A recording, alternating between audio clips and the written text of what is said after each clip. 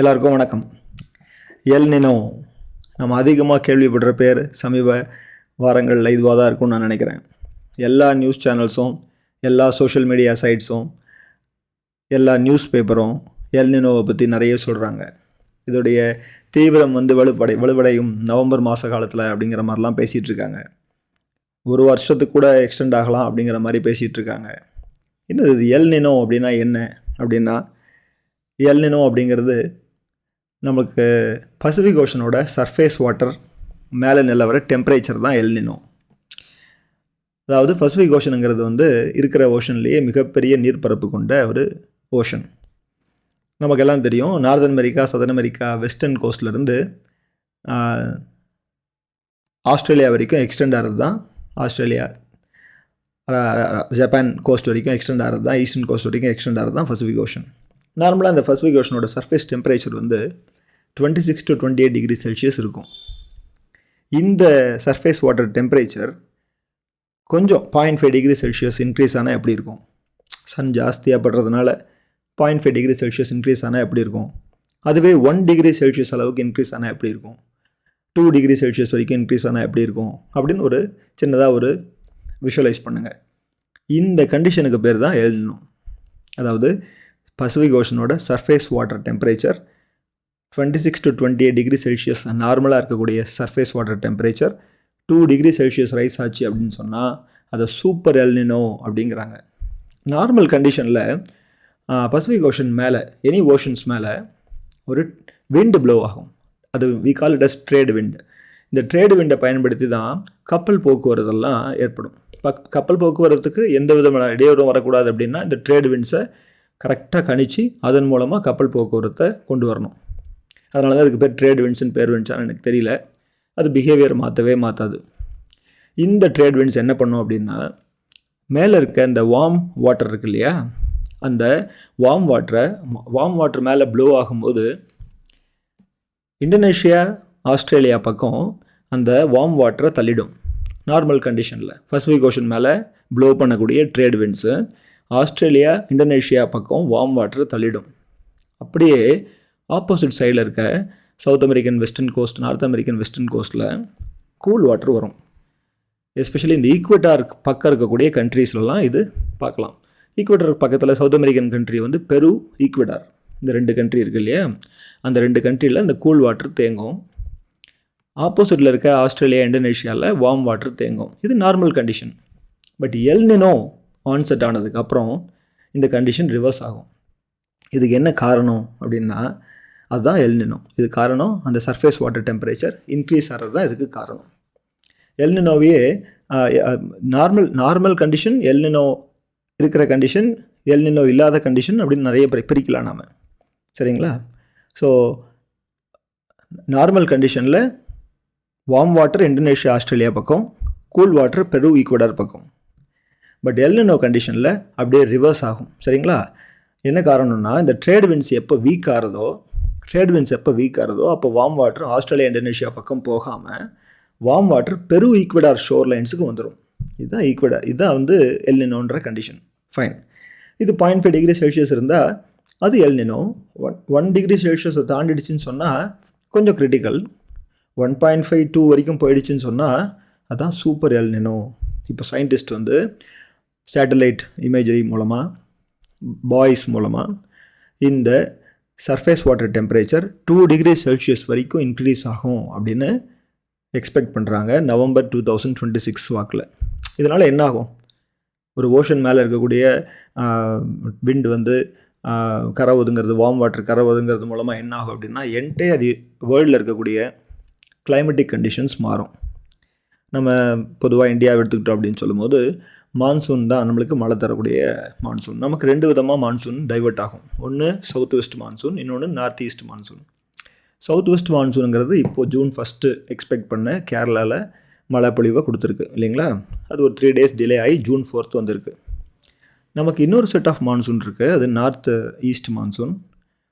அதே இந்த south west மான்சூனே 2 விதமாக பிரியும். இன்ஃபேக்ட் ஒன்று கேரளா பக்கம் போகிறது, அரேபியன் சி வழியாக வர ரூட்டு, இன்னொன்று பே ஆஃப் பெங்கால் வழியாக வர ரூட்டு. இந்த பே ஆஃப் பெங்கால் வழியாக வர ரூட்டு நேராக அசாம், மேகாலயா பக்கம் காற்று போயிடும். இந்த அசாம் மேகாலயா பக்கம் போகிறது வந்து 1 வீக் ஜூன்லேருந்து போய் அசாம் ரீச் பண்ணோம். அங்கேருந்து அப்படியே கொல்கட்டா, அப்படியே middle central India, Delhi, other parts of India, இப்படியே ஜூலை ஃபஸ்ட் வீக் வரைக்கும் இந்த Bay of Bengal route monsoon மழை தரும். சவுத் வெஸ்ட் மான்சூன் கேரளா பக்கமாக வருது இல்லைங்களா, அரேபியன் சி ரூட்டு அது ஜூன் ஃபஸ்ட்டு எக்ஸ்பெக்ட் பண்ணுறது எப்பயுமே ஜூன் 4th மழை கொடுத்துச்சு. இந்த இது மட்டும் நீங்கள் பார்த்தீங்கனாலே கிட்டத்தட்ட 300 மில்லிமீட்டர் ரெயின்ஃபால் வந்து 3 days பெஞ்சிருச்சு கேரளாவில். ஆனால் மற்ற பகுதியில் வரக்கூடிய இந்த Bay of Bengal route south west monsoon இருக்கு இல்லையா, அது அவ்வளோவா மழைப்பொழிவாக தரல. கிட்டத்தட்ட 26% கம்மியாக இருக்குங்கிறது இந்தியன் மெட்டீரியல்ஜிக்கல் டிபார்ட்மெண்ட்டில் வந்த டேட்டா, இது வரைக்கும் வந்த டேட்டா. சரிங்களா, ஃபைன். இது இல்லாமல் நமக்கு இந்த நார்த் ஈஸ்ட் மான்சூன் அப்படிங்கிற ஒரு மான்சூன் நம்மளுக்கு ஏற்படும். சென்னை எஸ்பெஷலி அதில் நார்த் ஈஸ்ட் மான்சூனில் தான் ரெயின்ஃபால் நிறைய சென்னைக்கு கிடைக்கும். ஃபைன்.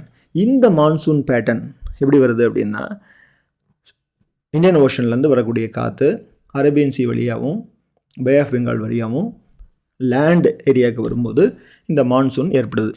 சரிங்களா, பே ஆஃப் பெங்கால் வழியாக வர ரூட்டில் கிட்டத்தட்ட 3-4 மான்சூன் ஹிட்ஸ் நடக்கும் ஆவரேஜாக. இந்த பேட்டர்ன் எல்னினோனால் மாறிடும்.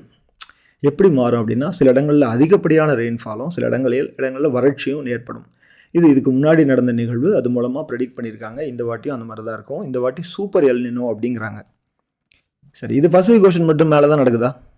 இல்லை, எல்லா ஓஷன் மேலேயும் நடக்கும். அட்லாண்டிக் ஓஷன் மேலேயே நடக்கும். பட் பசிபிக் ஓஷன் மேலே நடக்கிறத எஃபெக்ட் ரொம்ப ஜாஸ்தி, அட்லாண்டிக் ஓஷன் மேலே நடக்கிறது ரொம்ப வீக். அதனால் பெருசாக அஃபெக்ட் ஆகாது. இந்தியன் ஓஷன் மேலேயும் இது நடக்க வாய்ப்பு இருக்குது. பட் இந்தியன் ஓஷனில் வேறு ஒரு phenomenon is happening, that is called as Indian ocean dipole. Indian ocean dipole அப்படின்னா என்னென்னா, western side of Indian ocean warm ஆகிடும். அது ஆஃப்ரிக்கன் ஈஸ்டர்ன் கோஸ்ட் வார்ம் ஆகிடும், ஈஸ்டர்ன் சைடு கூலாக இருக்கும். இது வந்து வெஸ்டர்ன் சைடு வார்மாக இருக்கிறது, நார்மலாக இருக்கிறது வந்து பாசிட்டிவ் ஐஓடி அப்படின்னு சொல்கிறாங்க. இதில் ரொம்ப முக்கியமான ஒரு விஷயம் என்ன தெரியுமா, இந்த பாசிட்டிவ் இந்தியன் ஓஷன் டைபோல் வந்து எல்னினோட எஃபெக்ட்ஸை காம்பன்சேட் பண்ணுறதுக்கான ஒரு நேச்சர் கொடுத்துருக்க ஒரு வரப்பிரசாதம். ஃபைன். ஸோ இந்தியன் ஓஷன் மேலேயும் இது நடக்க சான்ஸ் இருக்குது, அட்லாண்டிக் ஓஷன் மேலேயும் இது நடக்க சான்ஸ் இருக்குது. பட் பசிபிக் ஓஷனோட சர்ஃபேஸ் வாட்டர் வந்து நீர் பரப்பு வந்து ரொம்ப ஜாஸ்தி அப்படிங்கிறதுனால அது மேலே நடக்கக்கூடிய இந்த எல்னினோ எஃபெக்ட்டு இந்தியன் மெயின்லேண்ட்ஸில் இருக்கக்கூடிய மான்சூனை அஃபெக்ட் பண்ணும். ஃபைன். இது ஃபஸ்ட் டைம் நிகழ்கிறது கிடையாது. நான் சொன்ன மாதிரி பல ஆண்டுகளாக இதுக்கான டேட்டா இருக்குது. ப்ரீவியஸ் எல்னினோஸ்ன்னு சொன்னால் 1877, அதிகமாக சோஷியல் மீடியாவில் நியூஸ் சேனல்ஸில் நம்ம இதை தான் பார்க்குறோம். 1877 நடந்த எல்னினோ, அதுதான் ஒஸ்ட் பீரியட் அப்படின்னு சொல்கிறாங்க. கிட்டத்தட்ட 3 years எக்ஸிஸ்ட் ஆகிருக்கு, 1876 to 1878. இந்த எல்னினோ பயங்கரமான ட்ராட் ஏற்படுத்தியிருக்கு. கிட்டத்தட்ட 6 கோடி மக்கள் அஃபெக்ட் ஆகிருக்காங்க அதனால். அப்புறம் 1899 நடந்திருக்கு, 1918 நடந்திருக்கு, 1972 நடந்திருக்கு, 1982 நடந்திருக்கு, 1987 நடந்திருக்கு, 1997, 2002, 2009, 2015, இப்போ 2026. சரிங்களா? ஸோ இது எப்பயுமே நடக்கக்கூடிய எஃபெக்ட் தான். இதுக்கும் குளோபல் வார்மிங்க்கும் சம்மந்தம் கிடையாது. குளோபல் வார்மிங் இருக்குதோ இல்லையோ எல்னினோ எஃபெக்ட் கட்டாயமாக இருக்கும். 1877 எது குளோபல் வார்மிங்? ஃபைன். ஸோ இந்த 1877 தான் ஒஸ்ட்டு. இதில் சைனா, பிரேசில், இந்தியா வந்து ஒஸ்ட் அஃபெக்டட் கண்ட்ரீஸ், பயங்கரமாக அஃபெக்ட் ஆனாங்க.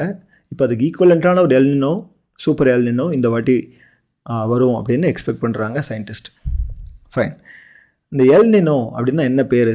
இந்த நினோ அப்படின்னும் போது கொஞ்சம் தேடி பார்த்தேன், இது ஸ்பானிஷ் நேம் மாதிரி இருக்கே அப்படின்ட்டு. ஆமாம், இது ஒரு ஸ்பானிஷ் நேம்.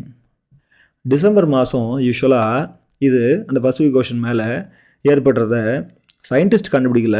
இந்த பெருன்னு ஒரு கண்ட்ரி சொன்னோம் இல்லையா, சவுத் அமெரிக்கன் வெஸ்டர்ன் கோஸ்ட்டில் எப்படி கண்டுபிடிச்சாங்க அப்படின்னா, பெருவோட ஷோரில் வார்ம் வாட்டர் வரும் அப்படின்னு நான் சொன்னேன் இல்லையா, அது மூலமாக டிசம்பர் மாதம் இப்படி வார்ம் வாட்டர் வருதுன்னு கண்டுபிடிச்சாங்க. அவங்க வச்ச பேர் தான் எல்னினோ. எல்னினோன்னா ஸ்பானிஷில் பாய் சைல்டு அப்படின்னு அர்த்தம். டிசம்பர், கிறிஸ்மஸ் அப்படிங்கிறதுனால அவங்க பாய் சைல்டு அப்படின்னு பேர் வச்சுருக்காங்க. ஃபைன்.